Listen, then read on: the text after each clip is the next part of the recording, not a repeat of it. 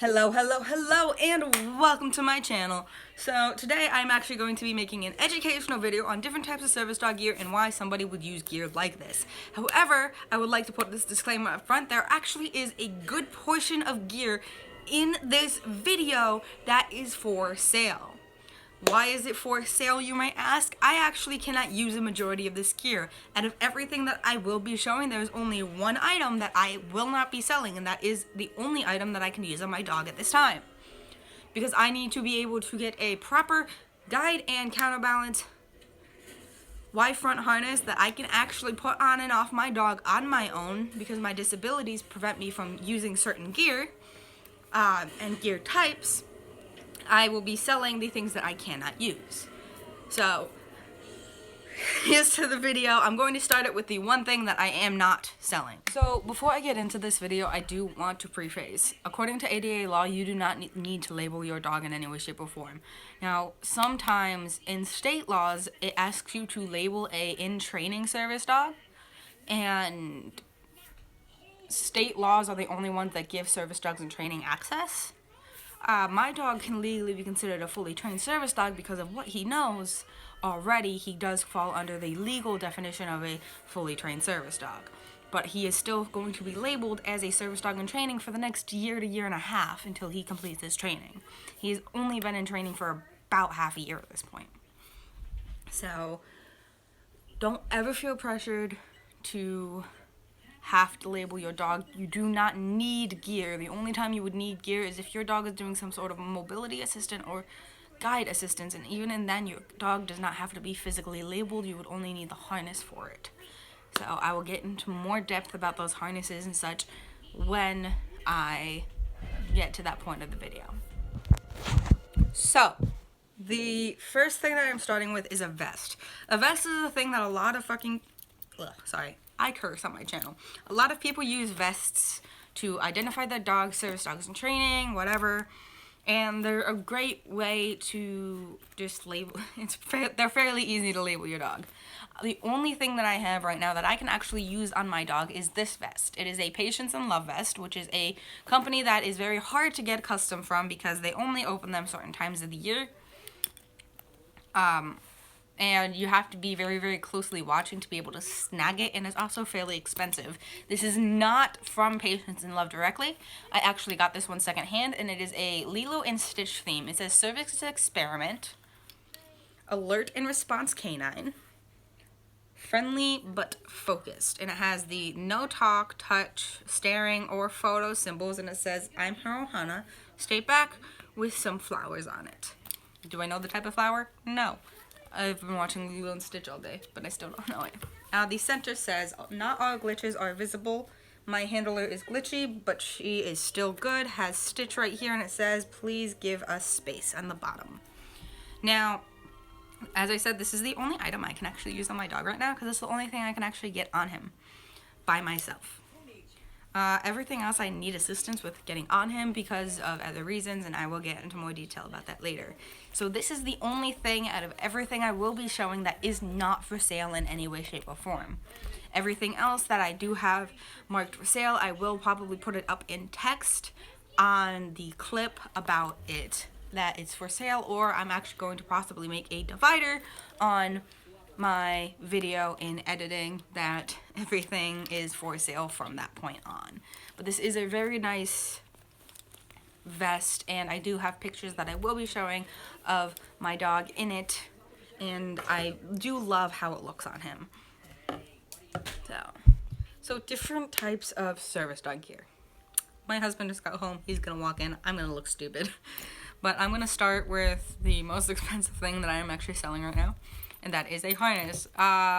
There's harnesses, vests, capes, there's a lot of different stuff that people use, and I'm going to show what I have currently.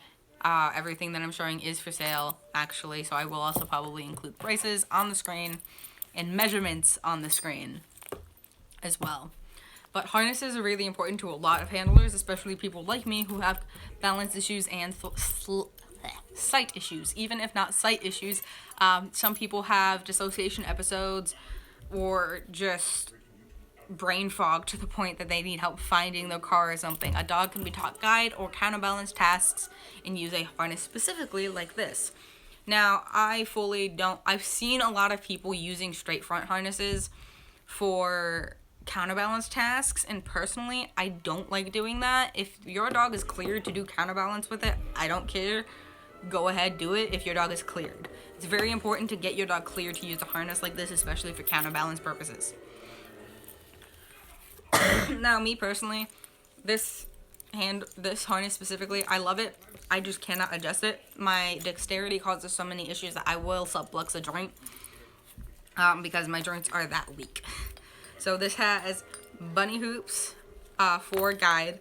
It has CB attachments. It has bronze hardware, and it is Ocean Galaxy, I believe, the print with teal padding. It is a very beautiful harness that I am very sad to part with. But harnesses also sometimes are just used for looks. Some people like them on their dogs because I have seen plenty of small dogs with harnesses on that actually have handles on as well, because some small teams use handles to just pick up their dog in emergency situations, which is really great. So, yay! So another thing that actually goes with harnesses a lot is capes. So these parts go on the D-rings that are on the back, and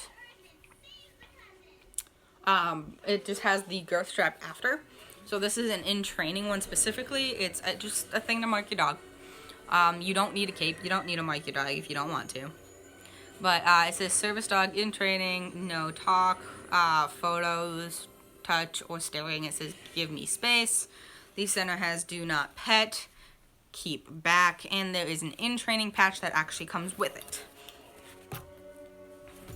So another thing that can go with harnesses, there are guide handles and CB handles, but I do not have any to show right now. A guide handle is used to help guide somebody. It does not have to be for somebody just blind. Somebody sighted can use a guide handle, or they can use a pull strap. A pull strap happens to attach on the D-rings as well. This one's 14 inches with the clips. And essentially the dog would wear it and walk, and there's that little bit of resistance that can help you pull in place of a guide handle. A lot of people use them for forward momentum pull. Some people just use them for grounding. It is very, very useful a lot. And also, I have also found that a pull strap specifically is really good for emergency situations with larger dogs. If there is a dog coming after your service dog, and your dog is larger and you can't pick the dog up, it's really great to have a pull strap on your dog and you grab it and pull your dog behind you while you shove the other dog away with your foot. I've had to do that a couple times. I've also had to run a dog over with a roller door before because the owner was not listening to keep your dog fucking away from mine. I curse on this channel. It is not family friendly. Another thing that many owners use, both pet and service dog owners, is bandanas. So bandanas have the capability for service dogs to have the word service dog on them. I personally make mine reversible. This is one of them. This one will have snaps added on it once I am done. But you can have that put on. It's really great for light wear. Like when it's hot outside, it's a great way to label your dog and not have them overheat. This is my other one that I have. It's also reversible. This is how it looks like with the snap on it. I'm waiting for somebody to buy that one to get snaps on it. Another thing that some people might not actually understand what it looks like, what it is from looks. This is a handle cover. So this can go on a guide handle, counterbalance handles, even pull strap. A lot of people that have service dogs have some slight sensory issues.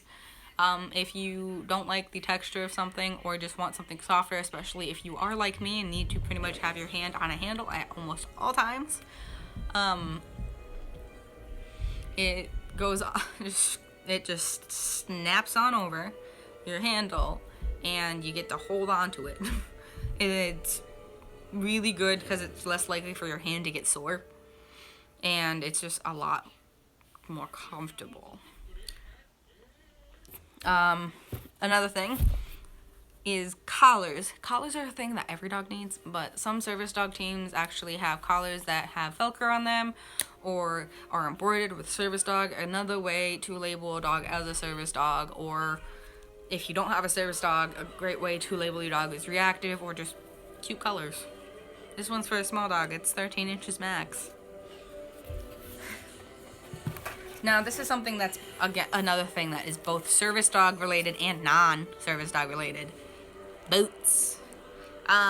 These are too large for my dog. They're an extra large. Yuli brand to be exact. I also just don't like them. They've only been worn once. Pretty much everything in here has either not been used at all or only used like once, maybe twice, since I've had it. These boots are really good to protect your dog against hot pavement or the chemicals that get put on the street during winter when they salt the roads and everything. Now, you do want to be careful with boots because if your dog's wearing them too much, they could overheat or get sores on their feet or something like that. I prefer to not use boots unless I absolutely have to type thing, which most of the time I can just pick my dog up or my husband can. Now, I have another vest that I'm going to show real quick. This is just a sale thing. This is for a small dog. It comes with a patch, and patches are really good for service dogs or non-service dogs. Just do not put a service dog patch on your dog if it's not a service dog.